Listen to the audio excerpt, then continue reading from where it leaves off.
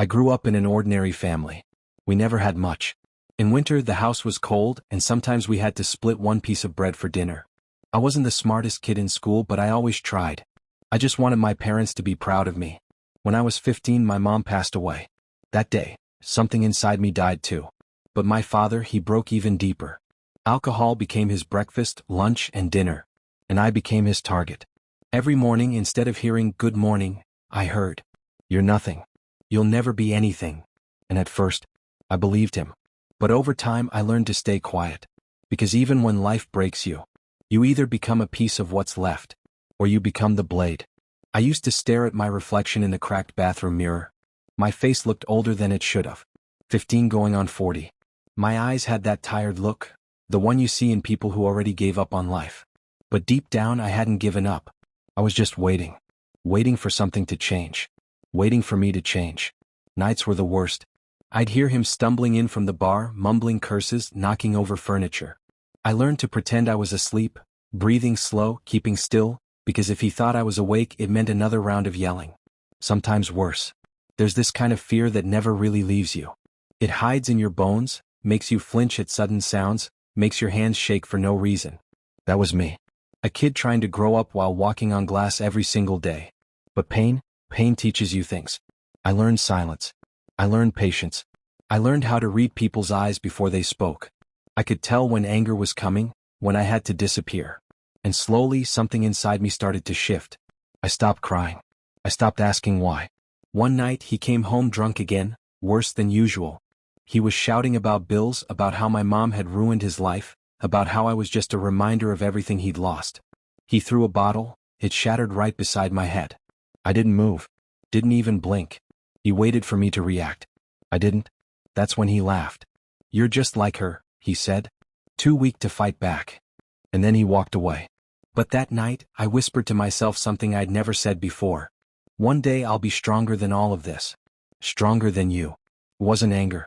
It was a promise. From that day I started changing. I'd wake up before sunrise, run through the cold streets just to feel alive. I found old weights behind a mechanic's shop, rusted and broken, but they worked. Every rep, every drop of sweat felt like I was building something no one could take away. I didn't have a coach. I didn't have a plan. But I had a reason. Pain became fuel. Loneliness became focus. I started reading books I found in the library about discipline, mindset, survival. The librarian once asked me, "You training for something?" I said, "Yeah, for life." Years went by like that. I spoke less and less to my father. Sometimes days passed without a single word between us. He'd drink, pass out, wake up, repeat. I trained, study, and wait. There were nights when I'd still hear him crying in his sleep, calling out for my mom's name. I used to hate him for that. But eventually I just felt sorry. Because I realized something. Broken people don't always mean to break others. Sometimes it's the only thing they know how to do. Still, pity didn't mean forgiveness. I promised myself I'd leave. And I did. The night I turned 18, I packed one small bag, just a few clothes, my mom's necklace, and a notebook full of quotes I'd written to survive. I didn't even say goodbye. As I walked away from that house, the cold air hit my face. For the first time, it didn't hurt. It felt like freedom. The city lights looked distant, like stars on the ground. And for the first time in my life, I smiled, not because I was happy, but because I was free. But freedom doesn't erase the past. It only gives you space to rebuild from it. That night, I slept under a bridge, using my bag as a pillow. I remember staring at the sky and whispering, "Mom, I'm gonna make it. You'll see." The next morning, I woke up with a strange calm inside me. The fear was gone. The doubt was gone. I was still broke, still alone, but something had changed. I wasn't the broken son anymore. I was the one building himself from pain. The first night on my own was cold. The kind of cold that seeps into your bones and makes you question every decision you've ever made. But I wasn't afraid. Fear was something I'd already used up. I woke up under that bridge to the sound of cars and footsteps above me. People rushing somewhere, living lives that seemed so far away from mine. I had nothing, no money, no home, no one to call. But somehow, it felt like a new beginning. I started doing odd jobs. Cleaning tables, carrying boxes, fixing anything people didn't want to fix.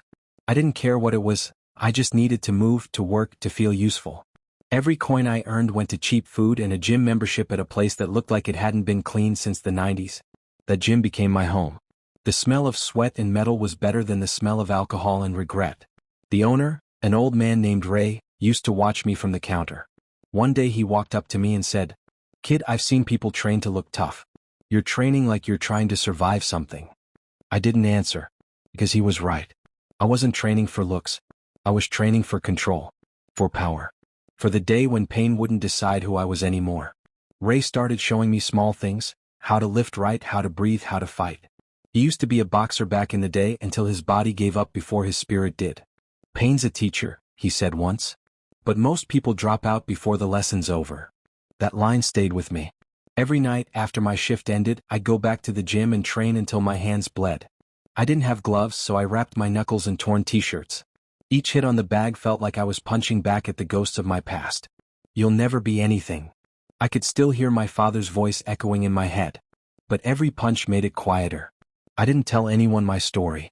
I didn't need to. People could see it in my eyes, that look of someone who's been through hell and doesn't plan to go back. One evening, a guy in the gym, bigger, louder, full of ego, started mocking me. "Hey kid, why you train so hard? You trying to be the next Rocky or something?" I just looked at him and said, "No. I'm trying not to be my father." He didn't say another word. Over the next few years I changed. My body grew stronger, but more importantly, my mind hardened. I learned to stay calm when others panicked. I learned to smile when life hit harder. Ray noticed. "You've got something, kid," he said. "That hunger most people spend their whole lives avoiding." He helped me find better jobs. Construction, warehouse work, security. Tough jobs. The kind that break you if you're weak but build you if you're not. Every time I wanted to quit, I remembered the cold nights, the empty stomach, the bottle breaking near my head. I remembered why I started. I still kept my mom's necklace. It was the only thing I had left from her, a small silver piece with a cross. When things got hard, I'd touch it and whisper, "Still here, Mom?" One day after a long shift, Ray came up to me with an envelope. Inside was a bus ticket and some cash. "There's a gym downtown," he said. "Real deal." I told him about you. "Go make something out of that pain, kid." I didn't know what to say. He just nodded and added, "You don't owe me anything. Just don't waste what you've been through." So I left. The city was louder, meaner, but I liked it. You could disappear there. No one cared where you came from, only what you could do. I found the gym. It wasn't fancy, smelled like sweat and blood, but it had energy. The kind that made you feel alive. The coach there was a man named Carter, ex-Marine, built like stone, voice like gravel. First thing he asked me was, "You got experience?" "Not officially," I said. He looked at me for a few seconds, then said, "We'll see about that." Training under him was different. No sympathy. No soft words. Just orders, pain, and silence. But I liked it, because for the first time, the pain had a purpose. I'd wake up at 5 a.m., run until my lungs burned, then hit the gym till my arms went numb. My body screamed, but my mind stayed sharp. Sometimes, late at night, when everyone left, I'd stand in front of the mirror again. But this time, I didn't see that scared kid anymore. I saw someone forged from everything life threw at him. The broken son was gone. What stood there now was a man built from pain. Carter once said something I'll never forget. "Everybody wants strength, but no one wants the weight that comes with it." And that hit me hard. Because my whole life was the weight. Every memory. Every scar. Every night I spent wishing for something better. That was my burden, but also my power. One evening after sparring, Carter pulled me aside. "You got heart, kid. Most people lose that when life gets tough. You didn't? Ever think about competing?" I didn't answer right away. Competing? Me? The same kid who used to hide from his father's rage? The one who had nothing but bruises and broken promises? Maybe it was time to stop hiding. Maybe it was time to fight, not for revenge, not for validation, but for myself. So I nodded. "Yeah, I'll do it." He smiled for the first time. "Good. Then you better be ready to bleed for it." And I was. Because bleeding didn't scare me anymore. I'd been bleeding my whole life, just not on the outside. The night of the fight smelled like blood, sweat, and adrenaline. The crowd wasn't big, maybe 100 people, but to me it felt like the whole world was watching. My hands were wrapped tight, my gloves felt heavy. Carter stood beside me, calm as ever. "Remember," he said, "you're not fighting him. You're fighting everything that ever tried to break you." I nodded, but inside, my chest was burning. Years of silence. Years of anger. Years of him. I stepped into the ring. The lights hit my eyes, bright, hot, blinding. My opponent was taller, stronger, looked like he'd done this 100 times before. The bell rang. First punch came fast, straight to my jaw. The crowd roared. For a split second I saw my father's face. The same rage, the same smirk. Another punch. Then another. My body staggered, but my mind stayed sharp. Because this wasn't pain, not the kind that breaks you. This was the kind that builds you. I tightened my stance. Breathed. Focused. I could hear Carter shouting something, but his voice was drowned out by my heartbeat. Boom, boom, boom. Every beat was a memory. Every breath, a flashback. My mom's smile. The empty chair at dinner. The nights I spent hiding. The mornings I woke up hoping he wouldn't be home. And then, the words. You're nothing. That voice echoed through my head louder than the crowd. I could feel the anger rising, crawling up my spine like fire. I threw a punch. Missed. He hit me again. Blood ran down my lip. The taste of iron. The taste of everything I've survived. I smiled. He didn't expect that. Come on, I whispered. Hit me again. And he did. But this time I didn't move. I took it. All of it. Because for the first time in my life, pain wasn't my enemy. It was my weapon. I countered. Left hook. Right cross. Uppercut. The sound of the crowd faded.